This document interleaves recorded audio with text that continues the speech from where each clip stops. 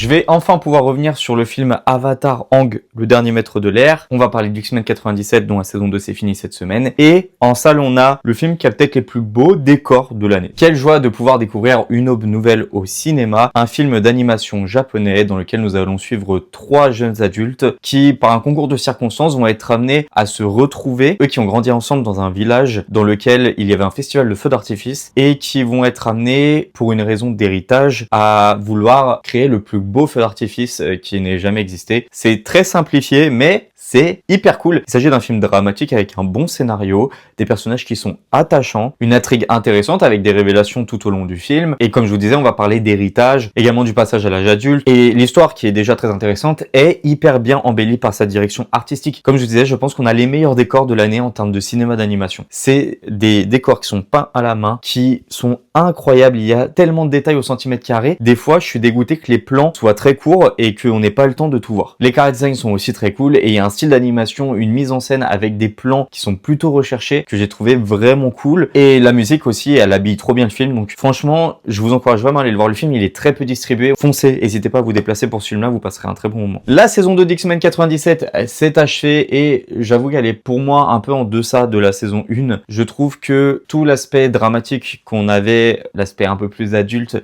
justement dans cette saison 1, et ben on le retrouve plus depuis l'éviction de Beau de Mayo de la production. Même s'il avait écrit la saison 2 et la saison 3 et que techniquement ils se sont basés sur ce qu'il avait écrit, je trouve qu'il y a un écart de ton. C'est toujours très beau en termes de DA, même si ça conviendra pas à tout le monde, comme je l'avais dit, parce que j'avais annoncé le retour de la saison 2. En termes d'animation, j'ai grincé un peu des dents sur quelques épisodes. Rien de très choquant en vérité. Bon, il y aura une saison 3 qui a déjà été annoncée, qui sera déjà prévue pour l'année prochaine, et l'idée c'est de sortir quasiment une saison par an. Ils aimeraient bien en faire 10, il devrait y en avoir déjà 5 de prévus si je dis pas de bêtises. On finit avec Avatar Aang, le dernier maître de l'air, The Last Airbender, que j'ai rebaptisé The Last Airbanger, parce que ce film est incroyable et c'est inadmissible que ce film n'ait pas été disponible au cinéma, qu'il ait été directement diffusé sur Paramount+, ça n'a aucun sens. C'est un des films avec la plus belle animation de l'année. On avait les plus beaux décors, là on a la plus belle animation. Pour moi, il y a une fluidité, il y a des idées qui sont incroyables. Pareil, la mise en scène, alors là on se retrouve sur un blockbuster. Bordel, un blockbuster d'animation qui n'est pas en salle, je comprends pas. N'hésitez pas à découvrir les 3 œuvres dont je vous ai parlé. Si jamais vous les avez déjà vues, je veux bien savoir vos avis. Et je vous remercie d'avoir regardé cette vidéo jusque là.